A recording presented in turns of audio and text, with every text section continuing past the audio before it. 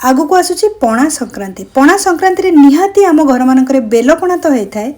गोटे थर मु जो फ्लेवर आज आपको पणा करके देखी जदि करुँच बेलपणा को भी आप भूली जाए बेलपणार टेस्टा भी फिका हो कहीं यहाँ हूँ रिफ्रेशिंग पान फ्लेवर पणा जोटा कि बहुत बढ़िया स्वादिष्ट लगी था।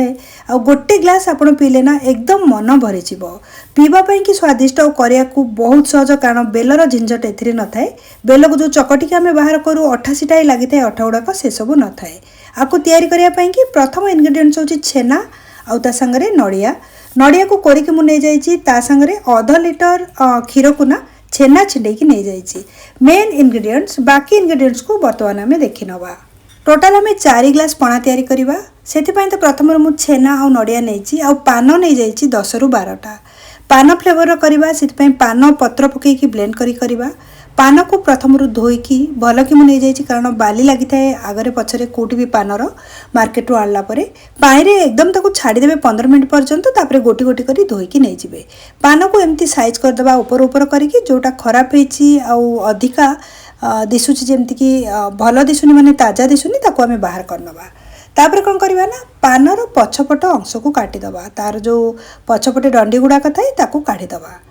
एबे कौन करवा पान को छोट छोट करी काटी नबा कैंची रे छुरी रे काटले एते भल कि हेबनी से नॉर्मली पान फ्लेवर पणा कला बेले मु कैंची रो ही व्यवहार करथाए। छोट छोट करिकी सब पान को एकाठी कला परे ताको काटी नबा। पानर मात्रा आपन टिके अधिका भी कले चलिबो 15-20टा पर्यंत। वर्तमान मु काटी नहीं पान पत्र गुड़ा को बहुत बड़े छोट छोट हो जाइए। एटी गोटे छोट ब्लेंडर जार नहीं जिबा एइथिरे आमे ब्लेंड करवा सब जिनस को प्रथमे नहीं जिबा काटिथिबा पान को। पानरे जो मेन जिनसटा पड़े सेटा होची गुलकंद जोटा कि मीठा भी लगी थाए आउ स्वाद भी बहुत बढ़िया लगी थाए। ताहले गुलकंद कौन करवा ना आमे 2 बड़ चामच पकई नबा। एक्चुअली ये पणा करया पय मु पूरा बटल गुलकंद आनिकी घरे रखिछि आउ एबे तो 4-5 थर खरनरे पणा हो जिवो तापरे गुलकंदटा सरी जिवो। ता संगे जो नड़िया आमे प्रथम रखिथिले सेथरु किछि मात्रा रे एथरे आमे पकेइबा। मु एटी 4 चामच खंडे नै जाइछि नड़िया। नड़िया संगे नहीं जावा टूटी फ्रूटी एमती तो पानरे टूटी फ्रूटी ड्राई फ्रूट सब पड़ी थाए जहाँ सब सामग्री पानरे पड़ी थाए से सब गुड़ाक एथरे यूज करवा। टूटी फ्रूटी 3 चामच खंडे नहीं जाइछि। एबे आमे कौन करवा ना नवा बादाम। बादाम को मु काटिकी नहीं 4टा बादाम होची एटा क्वांटिटी टिके आपण अधिका भी करि परिबे। आकु नै कि सब जिंस को टिके पानी मिसे भल कि ब्लेंड करी नै आसीबा। वर्तमान मु सबू जिनस को ब्लेंड करके नहीं आसली आप देखिपे बहुत बढ़िया कलर भी आसीगला। पानटा ब्लेंड होला परे ग्रीन कलर आसीगला सब जिनसर। आईटा को एमती खदड़ा करके पेसिबे बिल्कुल भी आपको पानिया करेनि अथवा चिकण करेनि जहाँद्वारा कि पणार स्वादटा ना नष्ट हो जदि पानिया अथवा चिकण करुचु। एबे कौन करवा ना गोटे कदली आमे नहीं जिबा। टोटाल जो पणा नॉर्मली आमे तैयारी करता छेना कदली नड़िया से पड़ता है से प्रोसेस रे पानर फ्लेवर देके पणाटा को आम करुचे से कि गोटे कदली एथरे मु पकाउची। कदली को ना चोपा छड़ाई भल कि आपको गोटे फोक साहाय्य एकदम चिकण करदबा चकटिदबा। आपन चाहे हाथ भी चकटी पारे किंतु स्पून बदल में जब फोर्क यूज कर बहुत बढ़िया चकटी होता है। वर्तमान देखिपे बहुत बढ़िया एकदम चिकण होकर कदलीटा चकटी गला आपको साइड रे रखी नबा। एबे हमें कौन करवा ना दही नहीं जिबा। एक्चुअली दही केते क्वांटिटी रो आपण करिवे पणा ता ऊपर डिपेंड करे।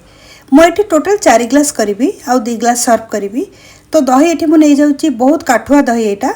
परे एथिरे देखिकी आमे कंसिस्टेंसी हिसाब रे पानी मिसेबा।